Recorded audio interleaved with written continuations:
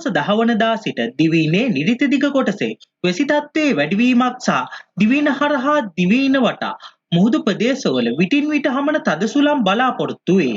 කාලගුණ විද්‍යා දෙපාර්තමේන්තුව විසින් මේ සම්බන්ධයෙන් නිකුත් කරනු ලබන ඉදිරි නිවේදන පිළිබඳව අවධානයෙන් පසුවන ලෙස මහජනතාවගෙන් ඉල්ලීමක් කර සිටී. බස්නාහිර සබරගමුව සහ වයඹ පළාත්වලත් මහනුවර නුවරඑළිය ගාල්ල සහ මාතර දිස්ත්‍රික්කවලත් වැසිවාර කිහිපයක් ඇතිවේ.